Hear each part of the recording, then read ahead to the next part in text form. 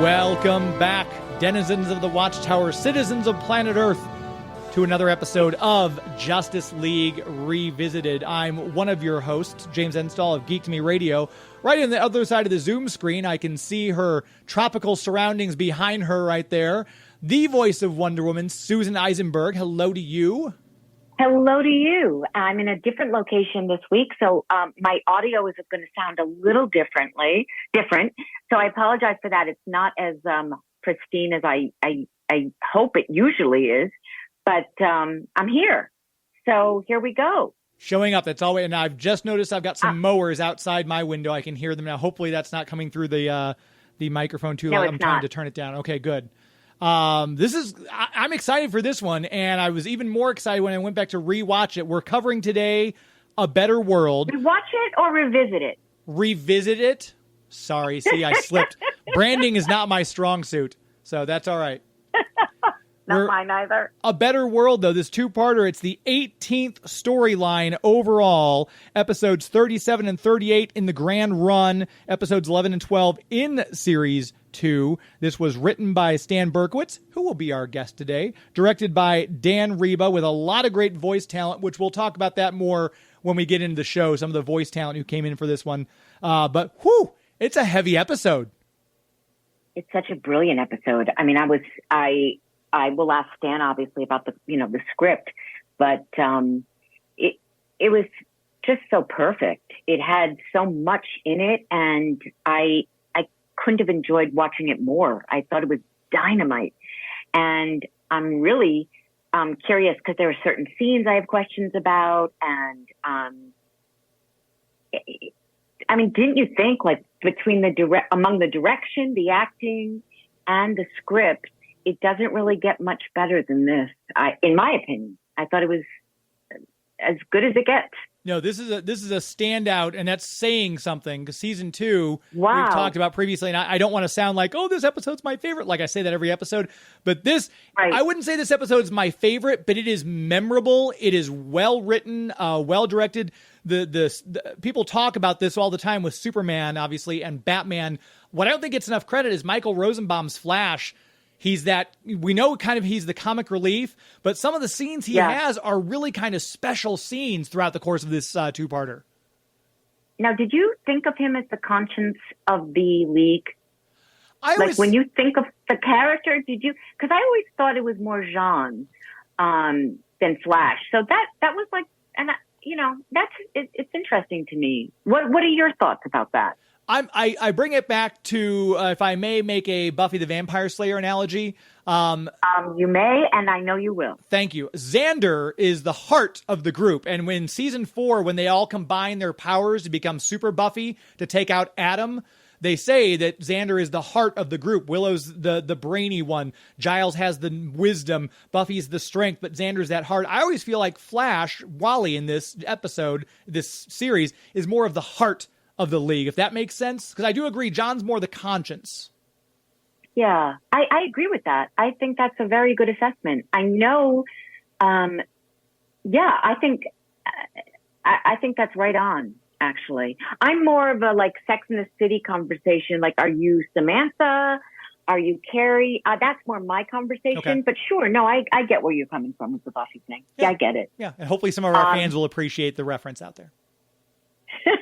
I think our fans will appreciate your reference way more than mine. But it's nice to have both of us here. It is. So, but yeah, this is a lot to talk about. I'm excited to dig into it, especially since we've got the writer who always brings, this must be Stan's, where you have to get one of those little golden jackets like on Saturday Night Live, because this has to be at least his 5th time showing up now for us. Yeah, it's hard not to go back to the well, like we said with Dan Reba. I mean, it's really hard not to go back to the source, especially since, now we have friendships with these people, and they're happy to do it and to discuss it. And I think, I think so much of the time the director and writer is underappreciated in this form. And, I love that we're giving them even more of a platform to be recognized and to have the fans ask questions and things like that. I really, really enjoy that part of it. Yeah, me too. We've got some Twitter questions already lined up. You all came through once again with some great questions, which we'll ask those. Some of them, as I'm looking through some of the questions on Twitter, some of them overlap a little bit, like they're similar. So normally what I do is the first one I see is I'm scrolling, and as I see a second question that's similar, you'll know that your question has been answered when you hear Stan respond to the question that we give him. But we always appreciate all of you listening. Thank you for sending in your questions, because the writers and the directors and the actors love hearing from all of you who are listening. So we appreciate those questions. It takes a little bit of the load off Susan and I as well. And also, I will say, if you're listening and you haven't yet subscribed, hit that subscription button on whatever platform you're listening to help raise our numbers. I know Susan likes to always tell you that it does help us in search engine optimization. So I'm going to say it for her this time. Okay, not only have I never said that, but it sounds like something Wonder Woman would have said, and I would have tripped over in an episode. Because, she always had these, some of my least favorite lines were things like that, where you're just like out of the blue saying things like that in the watchtower, or in the plane, or jet. So, so that's your line, and you can keep it. You stick to the branding, and I'll do the hype. How about that? There we go. All right. Fair enough. And speaking of hype,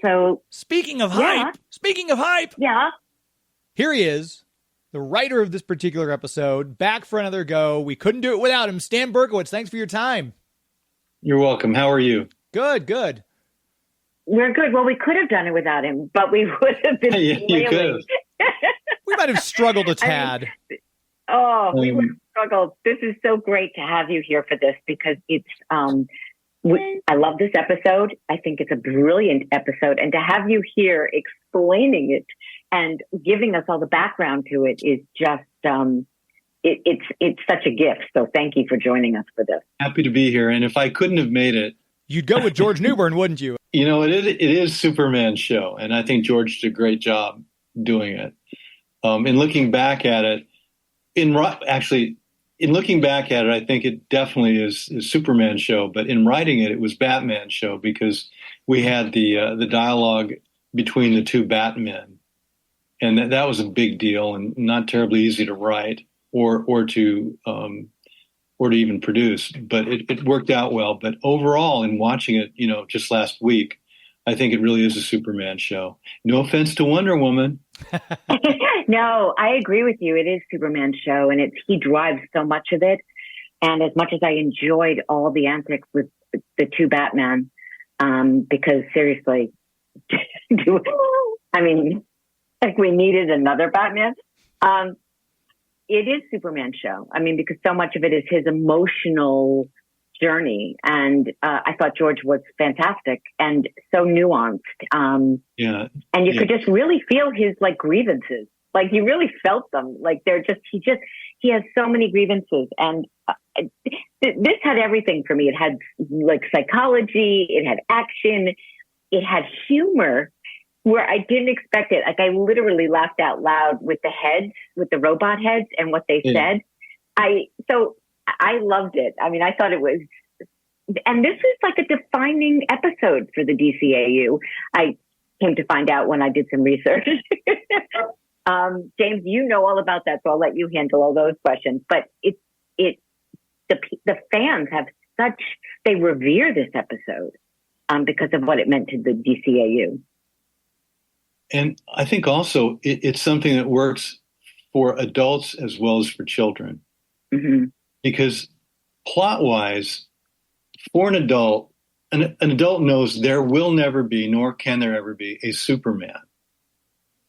To do stories about him flying and solving crimes, it's childish. When you are a child and you see Superman TV shows, as I did when I was a child, you identify Superman with the adults around you because they can do stuff you can't do, and they fix things that you can't fix. So they are powerful. When you're an adult and you see the stuff, you know that there's no Superman. There can't be. So for an adult, the only reason, I think, to watch a show about superheroes is because you're doing a show about power. What do you do with power? Will it corrupt you, or will you do good things with it? And that's what this one's about. And thing I liked about it, and it's not just George's performance, I think it's also the direction. The Superman character, the bad Superman, I'll call him, isn't really bad. He is a guy who has done a bad thing and has a conscience about it and is suffering from it, but he moves forward anyway. The laugh I got in looking at it again was the dinner he has with Lois. Because it's just like, here's a guy who made a bad compromise. He made a bad decision, and now he's living with it and doing the best he can and trying to help people anyway. And here's Lois continually harping on him. See, I had just the opposite response as a woman. I felt like she was being just completely and totally disregarded by him, and not right. And so I was offended for her on her behalf. She wanted him to be his best self, and she doesn't understand what's happening. And I just didn't feel like he had any respect for her in that scene. Well, he certainly had good memories. I mean, it was a marriage gone bad, right? Gone sour.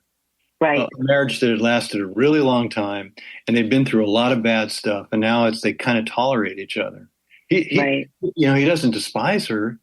He would like it if they had a good relationship, but he's not going to change. He's not going to change what he's done to the world in order to go back to have a good relationship with her. Right. Right. And the other thing is, why doesn't she understand that? Can't she see that he had to do what he had to do? And why does she have to keep harping on it? Well, maybe he didn't explain it to her in that way that she could really understand. I mean, maybe he just said, why don't you understand what I'm saying? But maybe he didn't really articulate what it was that he did and why he did it. Because it was obvious to him. It was obvious to him. To him, but not to her. So maybe he needed better communication skills. That's his one superpower he does not have, the inability to communicate. I loved all the people. We got Dana Delaney back as Lois Lane. In the second part, I knew as soon as I saw, and I remember seeing this the first time too, when Wally picks the flower and it says, don't pick the flowers. I'm like, oh my God, Poison Ivy's their groundskeeper, isn't she? And sure enough, there she was. Yeah. Diane Pershing was back for that. Obviously, Mark Hamill is a much more subdued Joker, but you see the little things on their forehead. He's been lobotomized. Yeah, they all have. Yeah, and Two-Face and Arnold Wesker's there with Scarface. Well, was Scarface lobotomized too? I was watching for it and it just went by too quick. It did go by quick, yeah. I couldn't tell. I just saw them kind of watching the TV and I looked for little Easter eggs. I'm like, oh, what are they watching on TV? Is it like Bugs Bunny or something, Warner Brothers? But it happened so quickly. So as a fan, James, when you saw this for the first time, because your reaction to the show is obviously different than my reaction. So what was it like when you saw this on DVD because you didn't have cable? What was it like when you watched it? I mean, I love when the writer puts in all these, I mean, it's so layered to see all those characters. Were you just like, this is Christmas?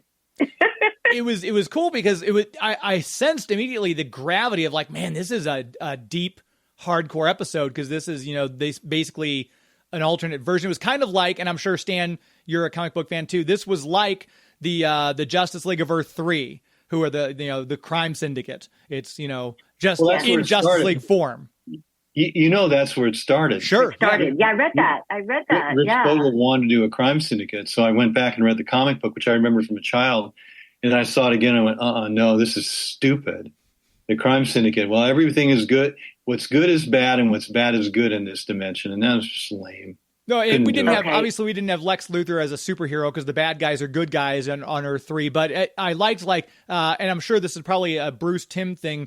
The Batman costume was reminiscent of Owlman with the gray and the black over the eyes and everything like that. So I saw little hints, but obviously Jon Stewart is not Power Ring, and we didn't have Superwoman with even the haircut is about the only similarity I saw between Wonder Woman and the Justice Lord Wonder Woman. It wasn't Superwoman. But obviously inspiration was taken from that, which is, it's clear to any comic book fan. Yeah, well, we need to have a separate episode about that haircut because I have issues with that. But that's a different podcast, a different episode. We have Stan here. Let's stay on point. We never did that episode. We never did that crime syndicate story. Right. We did this instead, and I think it was a much smarter move to have that kind of a world, because the so-called bad guys weren't that bad. I mean, you could sympathize with all of them for what they did and how they were reacting. I mean, Hawkgirl, the scene with the college demonstrators and Hawkgirl and Green Lantern, they're people who've knuckle under. They have bought into it, but they're not fanatical about it. They're just kind of going with the flow. And I think that's what happens to a lot of people who end up in real dictatorships in real life. They just kind of, we'll go with it, and then something happens to our dear leader, then we'll go with whatever replaces him. So they were kind of different people. Every reaction is different, and the fact that obviously they didn't outright address it, but they did lose their Flash. And Superman has that moment when he's fighting Wally, when he knocks him into the guard tower at the prison, where he says, "I've done other stuff I can live with," but they never allude to how they lost Flash, if it was a supervillain or anything. Did you, in the backstories, did you and Rich and Dan and Bruce Timm talk about that at all, Stan, even though it wasn't directly addressed? No. The idea is, what terrible tragedy could have befallen these people for them to change so radically? And it had to have been a guy like Flash who, in his essence is a nice person. I mean, he doesn't have a mean streak. I mean, you could see the other people in the Justice League potentially having a mean streak. Certainly Batman, Green Lantern, possibly, certainly Hawkgirl, but not Flash. Flash is just an easygoing guy. Also, it's very hard to conceive of him as a bad version of Flash. He just seems like a guy who likes to have fun and get along, and it just didn't strike me. I don't know. We couldn't imagine what a bad version of Flash would be. So better than that, we also stuck with the problem of what would motivate the majority of the group to become Justice Lords and take over the world. What kind of tragedy would it be? And the tragedy would have been for a nice guy like the Flash to have been killed. What did he ever do to deserve it? Okay. And by the way, in terms of antecedents, there was a Superman episode, which James might remember, because this is before your time, Susan, where there's an alternate world where I think Lois is killed, and the Lois from our world comes into Superman's world. Superman had teamed up with Luthor to run their world. And probably 4 or 5 hours from now, I'll remember the title of it. I remember seeing it. Yeah, I can't recall the title right off the top of my head either. And to be even more obscure, when I worked on the live-action Superboy show in 1990, we did a double episode called Roads Not Taken, in which we visit 2 alternate worlds. Our Superboy hero visits 2 alternate worlds. One of the alternate worlds has a Superboy who has stopped doing super stuff. He still has the power, but he just decided, I don't want to do it anymore because he killed Lex Luthor. Sound familiar? And then in the third world that they visit, our Superboy encounters a version of himself called the Sovereign, who's become a fascist dictator, but not for the good reasons, at least understandable reasons, right, in the world, but rather because the super baby his rocket had landed in a farm that was not owned by Ma and Pa Ken. It was owned by a kind of a wealthy industrialist, and he raised the super baby from childhood to become the leader of the planet. And he becomes that. He's a childish, maniacal guy who is, in fact, as you suggested, fought by Lex Luthor, who becomes a freedom fighter along with Lana Lang in that world, and they end up blowing themselves up at the end. Yeah. So there were antecedents to it. And I have to say, I loved the opening with the Trinity. You know, you don't get too much of seeing the three of them together, right. Like that. And every scene, every episode that has them together, I find it quite moving. That was such a great beginning to this episode. It was so dramatic, and it really just teased it perfectly. And then you went to commercial, and but not really because it's streaming. But it was so well set up and so well written and directed in that, like, holy cow kind of way. Like, that was Dan directing, I think. Yeah, Dan. Yes. And the beginning, Bruce and I had a lot of talk about that. So he actually even physically wrote some stuff for that opening. And in watching it again, I wondered if we went on too long in the alternate world before we let him know that, hey, this is really an alternate world. These aren't our characters. But I think if you watch the whole thing in one gulp, the 42-minute gulp, I think it did work out okay. It didn't go too long. No, it was. Yeah, no, and I did watch it like that, and it didn't go too long, and it was just like, wow, that opening was very strong. I mean, I think most openings of the show are strong. I think by the time you get to the theme, you're like, you're in it already. Well, those scenes used to be called teasers. Right. I was about to call it a teaser, but I didn't want to, get people watching. Keep hold them while the commercial is going on. So, can you talk about those conversations in the room? You said it was a tough episode to produce. Can you talk a little about that? Like what that means to the people listening? What does it mean when it's a tough episode to produce? I'm not sure that it was. I mean, once I write the script and sit through the voice recording, I'm pretty much on. My thinking is that the one thing where Bruce mentioned having to really finesse things was in the Batman versus Batman scene in the cave where they're arguing, because he wanted to have the one who was hearing it.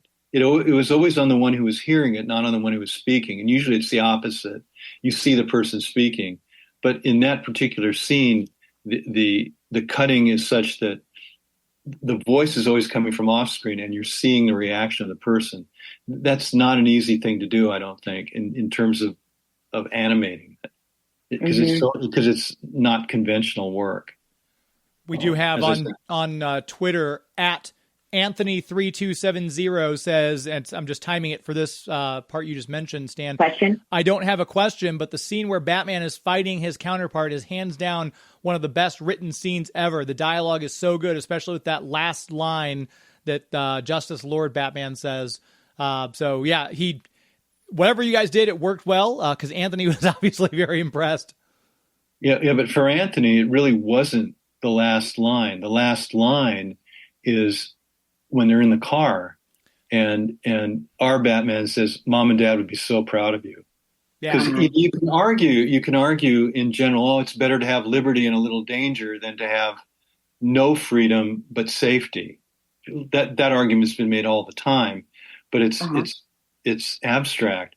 But when you bring in your parents, it's like, oh man, that's a tough one. And then because our Batman never brought that up until they were in the car. And I'm assuming that was because I guess what Anthony's referring to is the last line where, he says, we did this so that we live in a world where an 8-year-old boy is never going to lose both his parents. And our Bruce drops the batarang and says, you win. Was that intentionally written as he's going along with it for now? Or was that a fake? How was that written, and how was the direction given to Kevin? He did. Kevin hardly needed any direction, but sure, but it was a ploy. Okay. That's what I thought, but I wasn't sure if he had given in until he saw and was like, oh, this is a perfect example to kind of poke him and say, look, Mom and Dad would love this, wouldn't they? Yeah, that was it. I mean, it wasn't until that scene in the car where he got personal that way. Mm-hmm. Yeah, it made me appreciate Kevin even more, if that's possible, because who understood other than, you and Bruce and, there's so many of you, the writers and directors who know that character so well.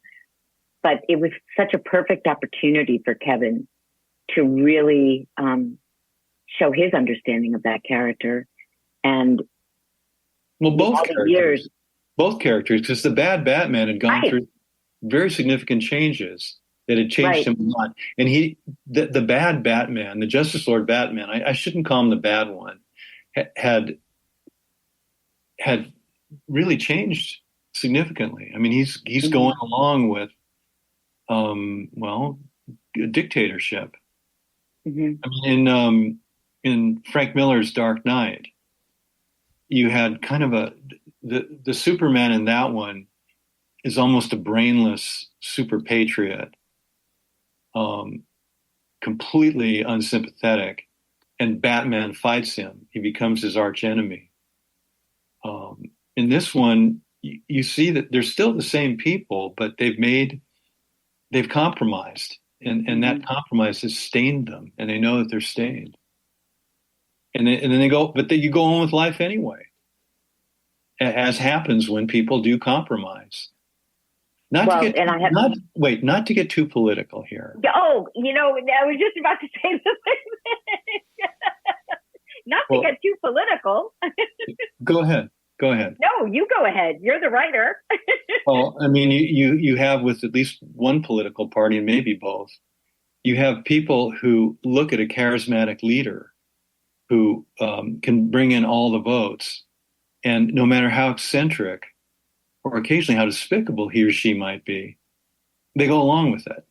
And they say how great he is and how wonderful, and we're completely behind him. But when he loses the next election, or when he drops dead or whatever, suddenly they go back to being who they were. And it's as if they never made those compromises to begin with. While we're on the topic of politics, we do have another question from Twitter at 2slick223026. How strong was the influence of George W. Bush era politics on the writing of this episode? Because that kind of looked like him as the president on the screen. Yeah, we made some jokes about that. I remember, it was Alan. Alan made some joke in something. No, it was in Batman Beyond where he made the joke about it was being written. Batman Beyond was being written right around the election, and the line happened. Alan had to write that line when the Supreme Court still hadn't decided who won the election. Mm-hmm. So they were going through history, and then they mentioned Clinton, and then they mentioned who's the one after Clinton? Oh, the boring one.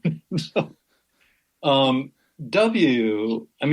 kind of dictatorship thing is always on my mind because, as I said before, the crux of the superhero story is about power.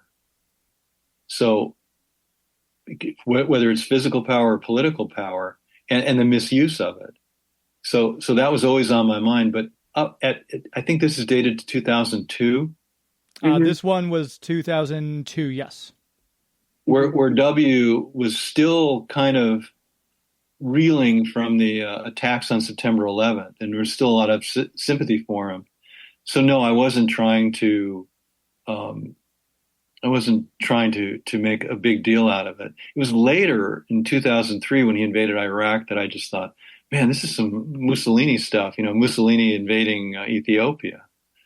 But again, this predates that. So the answer is no.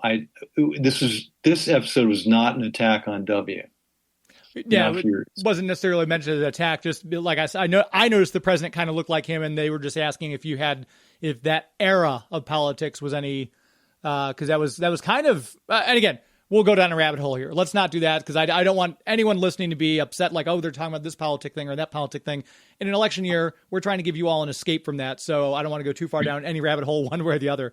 One of the questions, actually, this is just a lovely comment. At Anthony3270 says, please thank Stan for being such a good writer, which I couldn't agree with more. Well, thank Anthony for his fine criticism. At Sportsball88 on Twitter, at Sportsball88, if Justice League Unlimited went beyond season 3, would we have had a re-encounter with the Justice Lords? Was there ever a plan that you know of, Stan, to bring them back? Not that I knew of. I mean, I left in the middle of season 2 of Justice League Unlimited in order to. I got an offer for a job in England, which seemed like a pretty cool thing. Yeah. So I can't say for sure, but I don't know. So, it's the comic book world, so these characters are always sitting there, and in this case, they had been depowered by Luthor's convenient invention. Yeah. So who knows if their power might have come back. Yeah, all this time, if he just built that gun instead of his green super suit, he may have beaten the Justice League, in season 1. Good point. The gun just happened to be there. It was so interesting seeing Luthor helping Superman. It was such a twist. Even though I knew it was coming, I didn't see it coming, and it was. I enjoyed it. I enjoy when things zag when you think they're going to zig, and so that was that relationship, that compromise, which Superman said it was worth it because he needed the help, so he's going to compromise and let him go. That was such an unexpected twist to the story. I loved it. Did you like the ending on Luthor? Yeah, that was perfect. Mm-hmm. I mean, full circle. Yep. I fully expected. I when I first watched this, I was like, man, he's going to turn the gun on Superman. Why wouldn't he? But then I was like, oh, he kept his word. That's very un-Luthor-like. But then you see he's playing that 3-dimensional chess. He's like, nope, I'm going to parlay this. And as you just said, Stan, that last line, he's already 3 steps ahead. No, I'm going to let you guys win this one, and here's why. Well, I'm referring now to Batman, Superman, Public Enemies. Yeah, the Public Enemies one where he is president. Yeah, right. So it moves on from that one. But the setup wasn't. I hadn't even heard of Public Enemies at that point. What the real life character that Luthor is very, very loosely modeled on was H. Ross Perot, who ran for president, I think, in 1992. Correct. So 10 years earlier, Perot had been there. And Perot, see if this sounds familiar, Perot was basically a businessman who's going to run the country like a business. You can't run a democracy like a business, but Perot didn't mention that. And Perot, he ended up getting 20% of the vote. Mm-hmm. And it was felt by many that his presence in so many different states on their ballots was what allowed Clinton to be elected. But yeah, it was more of a Perot thing. It was beyond my imagination to conceive of a world crazy enough to elect Luthor. But and then we ended up doing Public Enemies, and Luthor is set up as president in that. Mm-hmm. President is mentally ill, by the way, and a drug addict. Yeah, and they did that actually in the Superman actual continuity too. In the right around the year 2000, Lex Luthor did become president briefly in the comic books as well. So that was an interesting. It all kind of came right together there. I'm just scrolling through the rest of the Twitter questions here, make sure we get all these covered.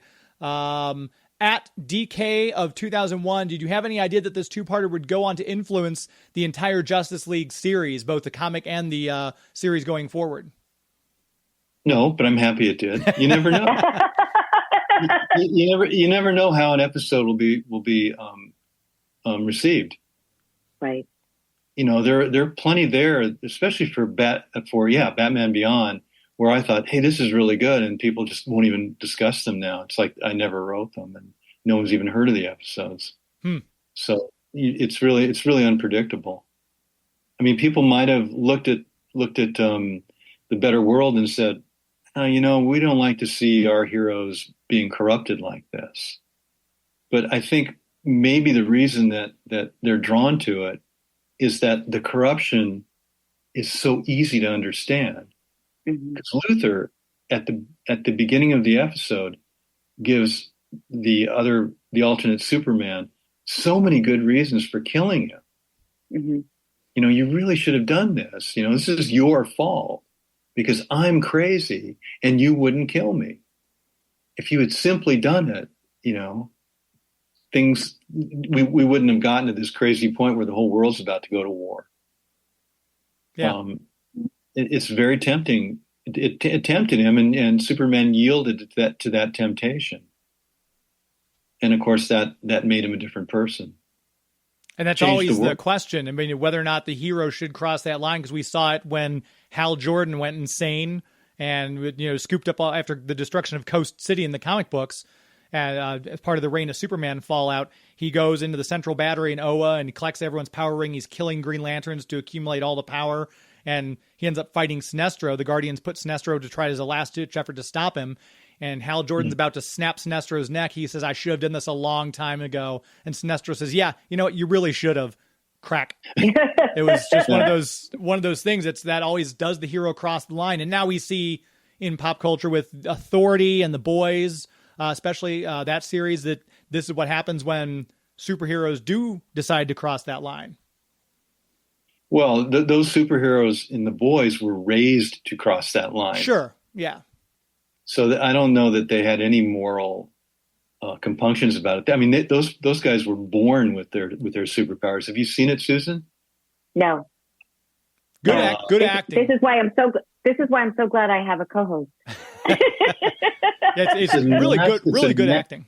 It's a nasty, ugly show about superheroes who all work for a giant corporation, but they're not dictators. They're kind of like showbiz celebrities who do stuff, but they don't. At least in as far as I've gotten, they haven't taken over the world. No, I think I'm in season 3, and they haven't gotten that far yet. Yeah, their issues are more personal than that. And the boys that they're referring to are a small group of vigilantes who are trying to kill the superheroes. Oh, God, are they? Oh, they're always gunning for us. Yeah. And I have to add here with The Boys, not for children. No. If you have a small kid. The thing about Better World that I really liked upon reviewing it is any kid could watch this and go, yeah, I get it. I understand this completely. Or maybe not completely, and then the adults would understand it too. So that it made me this is my favorite of Justice League that I worked on. I love too that the code because Flash is trying all the combinations after he knocks out Justice Lord Batman, trying to get Batman out, and Batman just says 91939, which I was loved that. That's awesome. That was that entirely yours, Stan? Like, let's make the. No, that wasn't mine at all. That was Bruce, because it's the date of the first Batman comic. Right. Comic. Detective 27. Yeah. I love that. Things like that are just when they're put in an episode, fans just go nuts for that stuff. It's just, it's like these little treats sprinkled throughout the episode. And I think that's why, like I say, every episode, that's why we're talking about them all these years later, because the quality of the writing, the directing, everything about it is so well done. I mean, when I watched this, the first thing I thought of was like, wonder how many awards Stan got from, this episode just feels very award winning. No, nothing. Nothing. That doesn't seem quite right to me. I have Emmys for other stuff and a writer's. Okay, well, talk about a parallel universe. I just can't think of a better episode. To me, this is just so well done. And I've been a fan of practically every episode that came before this. But when you get to this episode, I just felt like hats off to Mr. Stan Berkowitz for writing this. It is so solid. And for Dan Reba for making it come to life. And of course the actors as well. In most of the cases, as you well know, the actors got to play two different characters, Yeah. different versions, and a darker version of themselves in most cases.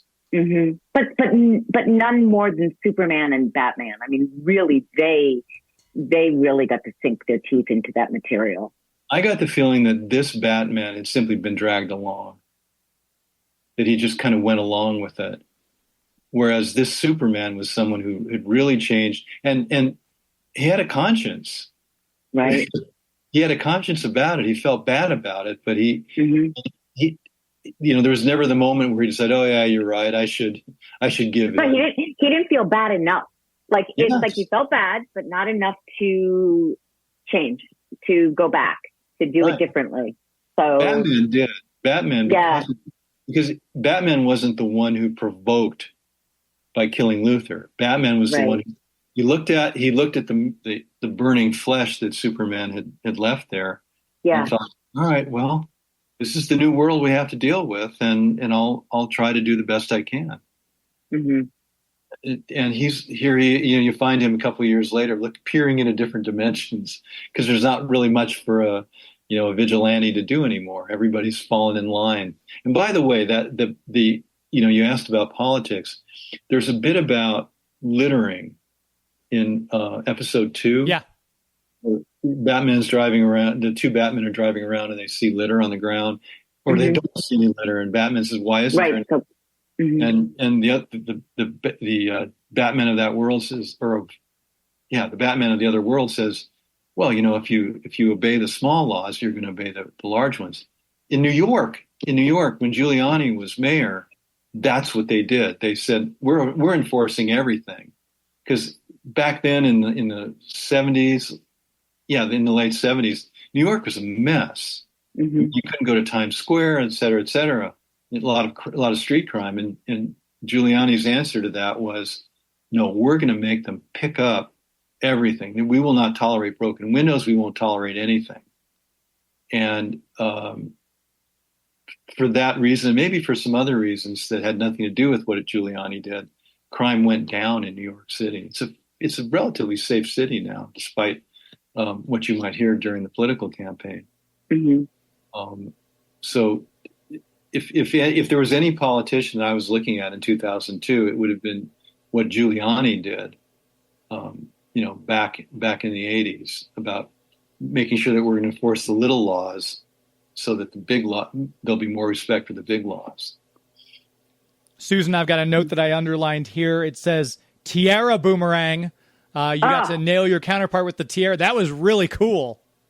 Yes. I loved that, and that was so fun. And it was like a batarang. I just loved it. I loved that her tiara being used like that. It's nice to get a break from the bracelet. I mean, it's great, but it's nice to have a break. I feel like Linda Carter did that in the TV series. That's what I read. Yeah. That it was an homage. Oh, okay, good. All right. I don't know if that's true, Stan. You could speak to that, or Dan could, but I read that was an homage to Linda Carter's Wonder Woman. Really? Because I don't think we did it before in the show. No, this is the first time. No, I had forgotten that she used the tiara. And I was like, well done. That was great. It was well done. It was so well done. Another note I've got here, I've underlined it 4 times with 3 exclamation points, Doomsday. Because I didn't expect that. I almost forgot about it because I think of this episode, I immediately think of the Justice Lords and them fighting each other and Batman versus Batman in the Batcave when they have that moment. But I forgot about Doomsday, voiced by the great Michael J. White. Was he included in the episode, Stan, simply because right out of the gate, we needed the Justice Lords to face a major threat? Because you see shades of the death of Superman with the big punch they both take at the end that shatters the glass around the buildings and rocks the helicopter. Was that kind of what was the process behind bringing him in? Well, the Justice Lords needed to have a big challenge so that they would become the heroes of our world, and that was Doomsday. And then, of course, the lobotomy at the end. Yeah, that was important. The fans had a lot to say about Doomsday and his presence in this episode. I mean, that really made a huge impact for the fans. seeing him in this episode. Fan service. That's what we're here for. Right. It's never really a bad thing. People complain about fan service. Come on, what are you complaining about? When I watch it, when I watch these episodes again, the fights are like the least interesting thing to me. I guess maybe I've written a lot of them or something, or I don't know. That used to be my specialty, was writing the fight scenes. And now in looking at them, most of the fight scenes seem gratuitous and unnecessarily long. But what felt gratuitous to me was when the Justice League comes through at the end. They come through the glass. That like all of them. I forget now what exactly the scene, but they all come through this glass together at the end, and there's a door. Right there. The door's right next to it. The right door is right next to it, and it reminded me of an old Dick Van Dyke episode where he's getting, doing all these things to get into these spaces, and then every time they find the key after he's gone through all of this, and then they're like, "We found the key," but it was just so funny because I'm like, they just broke through the glass, all of them, and then the door is right. The door's right there. Hey, it cracked me up. You got to be dramatic, You do. You definitely do, and I love it. But it made me laugh. Actually, I wasn't even aware that there was a door there. I saw the door and I was like, that is hysterical. I'd love for Dan to comment on that. That would be funny. Well, speaking of Dan, yes. I contacted him recently to do the illustrations for my book. And yes, can we talk about the book? Can we have a segment about the book? Happy to chat. Please tell our audience about it. I believe both of you have read different chapters. Yes. For James, the T.J. Hooker chapter, and for you, was it the Bible chapter? The Bible. I've read a few chapters. I read a few because I had early access to it, and so I think I read a few of the chapters. It's not most of them. You heard it here, folks. This book has everything: Bibles and hookers. See, look at that. What more could you want? So talk to us about it. Actually, A Better World is discussed in one of the chapters. And it is called Beyond the Bat, Secrets of a Superhero Scribe. Should be available on Amazon on or before Labor Day. So wow. late August, early September. Wow, and that's exciting. I had fun writing it. Hope people like it. And it's a series of essays. Some are about comic books, some are about superheroes. Some is there's one chapter about the Old Testament of all things. Other TV shows I've worked on, there's sort of how to and how not to in terms of writing for a living. So wow. So there's a lot to be learned. And how useful is that for all the people listening who want to be writers? I mean, that's brilliant. I hope so. Yeah. I think it's just people who like to learn how things work behind the scenes. Mm-hmm. So well, that's why I think when we first had you on, I always thought it was important to let people know how you got to do what you're doing. There's so many people who would love to do what you do and to have had the career you have now and had. And I think if people, especially if they don't live in LA or they don't, live in New York, now you can do it from anywhere. But at the time, and even now, for animation, you need to be here primarily. For a lot of reasons. Right. You need to be here, and the connections and the relationships that you make.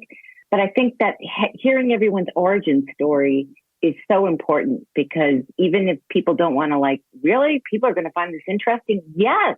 People find it very interesting how people got into business. I guess that's true, but my origin story really isn't in there. Right, but it doesn't matter. It's like all your experience, a lot of your experiences are in there. But there is a chapter where I did. It begins with me chatting with Alan Burnett about, Alan, what drew you to comic book, to the superhero world, and then I talk about what drew me to it, and it does go back to childhood, like age 6, getting taste of authority in school and being really opposed to it, disliking being an anti-authoritarian from age 6 onward. And those superheroes that we talk about, they may act like adjuncts to law enforcement, but really they're vigilantes. They do what they do, and they don't really answer to anyone. And that, I in the book, I talk about how I was drawn to that from a very, very young age, and to a basic lack of respect for authority that I still have. Yeah, well, count me among you, because I'm the same way. It got me thrown out of a couple of camps along the way, but it was worth it. Yeah, I've never been good with authority, and I've never been good being told I have to be here and I can't leave, and these are the rules. I've just always, that always felt like jail. And, even if it was reasonable, it still felt like jail. Well, I mean, this theme goes through Better World, too, which is, who put you in charge? Right. Why should you tell me what to do? And, of course, the answer in Better World is because I can kill you if you if you get out of line. That ultimate power. One of the questions on Twitter, I love this question because it's for all of us. Matta, the number 2 Fata, says, "Hi, everyone. This one's for the fabulous hosts and for Stan. In the Justice Lord's alternate reality, what would your versions be like?" We'll go ahead and let our guest Stan take this one first. In their alternate world, what would I explain that a little bit? So, in other words, in this Justice Lord's alternate reality, where up is down, people are, for the reasons that Stan illuminated, it's not the crime syndicate world per se, but in that kind of, what would your kind of through the looking glass version of you be in this alternate world? Well, I would probably have knuckled under, and then complain a lot under my breath. I think most people would be that way. And in fact, I think in that world, most people are that way. You have a few people who kind of jump on the bandwagon and go, yeah, I'm here. Like the police, remember the police are helping. They're adjuncts of the Justice Lords. The police help. Yeah. But by and large, you have those student protesters. I don't think I would have had the guts to be a student protester. I mean, I was in college during the Vietnam protests, but I kind of kept my head low, and I wanted to be making movies, so the protesting thing wasn't really for me. Yeah, I mean, I probably would have just kept my head low and grumbled to my better half when I got home from work every night. Susan? Well, I think I've been known to raise a sign or two in protest, 1 or 2 or 40. This is going to sound corny and maybe self-serving, but injustice bothers me so much. It's irritating to the point of, I need to take action because I can't live with it. So I'd like to think I'd be fighting the good fight.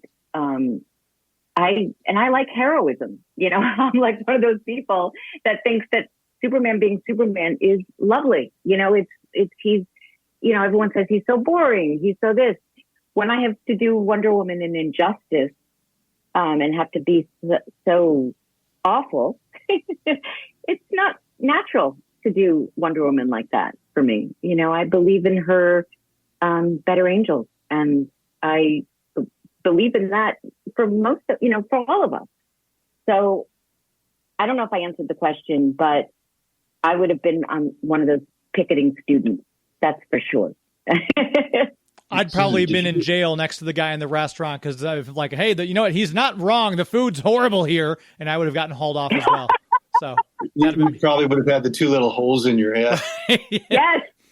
Lobotomy. That'd be me. I'd be hanging out with Poison Ivy and Joker and watching TV with Arnold Wesker at Arkham. That would be my lot in life. God. So seeing Poison Ivy was really something. I got to say, that shocked me. I was so glad Diane came back for that too. Yep. 100%. Why not? Right? Why not? How do you not come back for that? That's just brilliant. It's just such a chef's kiss, Always fun for the actors because always a lot of it was Andrea being there, creating a great atmosphere for everybody. Of course, and also actors want to work. When people say, Susan, would you like to do blah blah blah and as Wonder Woman? It's like the answer is always yes. The actor always wants to work. It's just that it's so rarely, if ever, up to the actor when we can work. We can say no to work, but we can't say, yes, I'm going to do that. I think there's a misconception that we have way more power. I mean, certainly some actors do, of course, but most of us don't. At Shira Halls, Holz on Twitter, wants to know, Stan, what was your very favorite part about writing this particular episode? Well, the scene, probably. The scene with Superman and Lois. Because that was a relationship that everybody was familiar with. And I wanted to show how what he had done corrupted the relationship. And that there was such a big change. There was such a big change in the dynamic of the relationship. Yes. I for some reason I thought it was funny too. I love having Superman and Lois too. I just am such a fan of those characters, maybe from Christopher Reeve and Margot Kidder. That will always be my. I loved them in the movie, and they were just magical together. Yes. And so, and I'm a huge Dana Delaney fan. So she's wonderful. She's just a brilliant actress, and she embodies Lois. I think she is Lois. Dana is. So I love when they revisit that relationship. That was fantastic. It's my favorite scene. I do like the joy in Lex Luthor's voice too at the very last part of the first part where he sees them on TV and he knows it's not them. He knows, he can tell just by how they show up. But 100%. He has that little, almost like glee in his voice, knowing that he knows something that nobody else knows, which I like the way Clancy delivered that line. Clancy's always brilliant, let's face it, but yes, he is. Kudos on that line, the delivery. And he knows that he is the Salieri to Superman's Mozart. Well put. Yes. He'll never be quite that good. He's smarter. No. He's smarter. He's shrewder. He's got everything except he's just not Superman. Yeah. That's the third Mozart, or I should say Amadeus reference that's happened to me in this past week. It's a little eerie, but I'm just going to roll with it. It's fine. I like it. At least you get it. A lot of people won't get that reference. So I'm glad I'm co-hosting with somebody who does. There you go. As we wrap this up, this time with you always flies by, Stan. You just have all this great information to give us. I love talking to the writers and the directors, especially. I want people to make sure they know again about the book, the name of the book, and where they can find it and when they can find it. Okay, one last time. Beyond the Bat, Secrets of a Superhero Scribe, available on Amazon as either a paper and ink book that you can have show up in your mailbox or as an ebook. There's some talk about an audiobook, but that won't be available yet. Either ebook or paper book will be available sometime before Labor Day, I think. And plus, apparently if people buy it, I'll be able to get some feedback. And I really haven't gotten a lot of feedback lately. Just, showing it to friends and things, you don't really get the feedback you need from people who are strangers because they're usually more. You'll have to do some panels. Once the book is out, you'll really have to do some panels so you can have Q&As with an audience. Yeah. Well, I am counting on you, Susan, to recommend some conventions that I can apply to see if I can go there. For sure, because that would really make the fans happy to be able to have the conversation with you directly. Thank you so much. And in terms of social media, are you going to get on there to promote it, right? Yeah, James, I'll be asking you about your Twitter thing because I'm not on Twitter, I'm not on Facebook. I think the only thing I'm on is LinkedIn. Okay. Right. That's it for social media for me. Yeah, I'm happy to help and happy to promote, obviously, across the platforms. So you can feel free to email me or, direct message me or whatever, and I will share everything I know with you, which isn't much, but it'll be a short conversation. But anything I can do to help, obviously. It'll be helpful. Thank you. Thank you. Thank you, Stan. You're welcome. Thank you. Thank you. Take care. Bye-bye. Bye-bye. Always great to visit with Stan Berkowitz. I love the knowledge. Like I said to him and in the show, having the writers and directors on is key. We get so much great information. It's so helpful. And I hope that the fans find it that way too. I'm sure they do, because, we can only fill in so much of the story. You need somebody who actually wrote the story and who was in the room where these were being discussed and fleshed out and thought of. So I just feel so lucky that we have access to a Stan, to Dan. Hopefully we'll have access to a few other people as we move through this. Wink, wink. But this was wonderful. I didn't expect him to skip out. You know what I mean? Like the skipping was weird. I didn't. Yeah. When he skipped out of but that was interesting. It may have been a sugar high from the green M&Ms. We don't know. Yeah, you're right. You're right. We like to keep it the green room well stocked.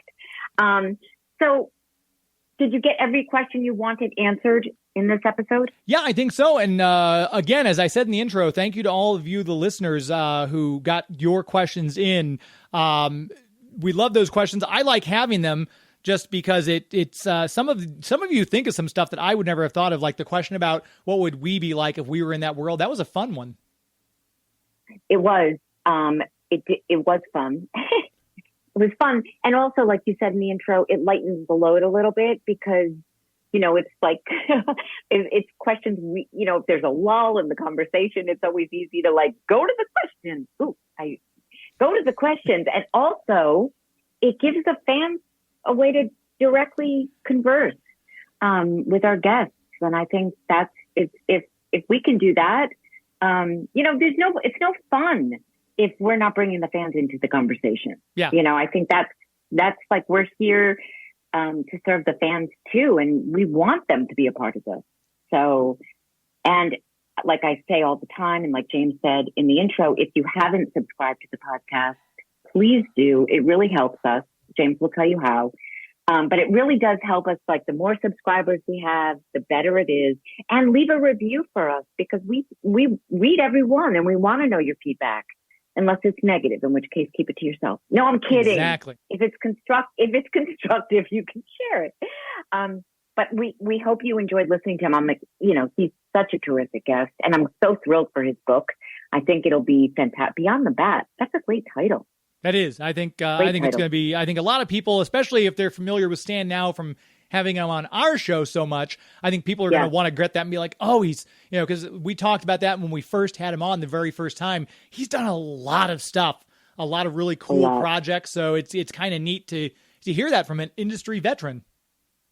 Yep, absolutely. And he's always so game to be here with us and to talk about the scripts he wrote. So, this is finite. We only have a certain number of episodes to discuss with him. But he'll be back for hopefully most of them. It never gets old for me, and I know for you too. No, I love doing this. It's always fun to record. And I always end up finding stuff I never knew every single episode, be it a story that Phil Lamar has about being in the voice booth, or something that Dan will say about, hey, when we drew this scene. So it's a special treat for me, because I, as a fan, get to learn even more about this series that I love so much. Well, and that's the treat for me, is listening to you talk to the guests, because there is so much about the genre I don't know. I mean, it's almost embarrassing, because it's not a genre that I have followed, before the show. And it's fascinating to me to learn about all the layers that go into this. And when there's an episode like this one, where there were so many elements from the comic book and Batman the Animated Series, I'm such a fan of that kind of work, where, like I said, there are so many little treats scattered throughout the episode.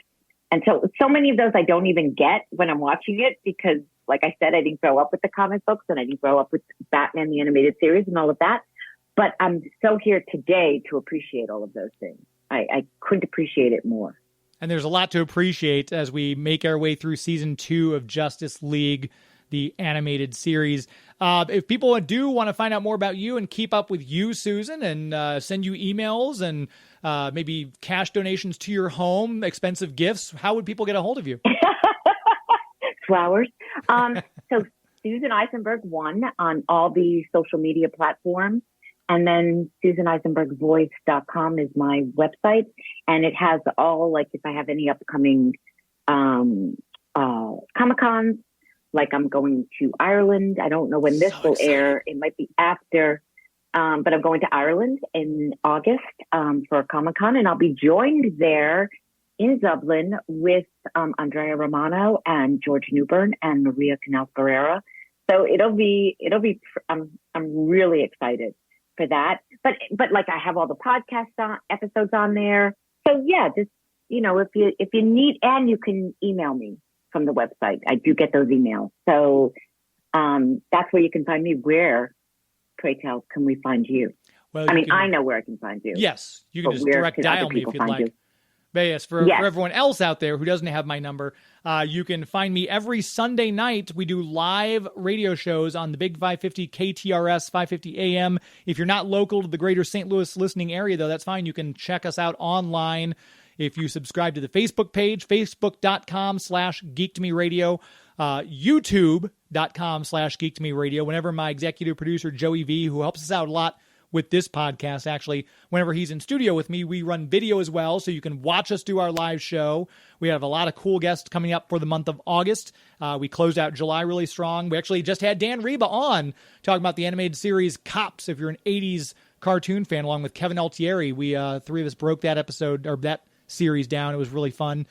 But you can also keep up with me on social media at Geek to Me Radio on Twitter and Instagram. And more things to come in the near future. We'll talk about all that.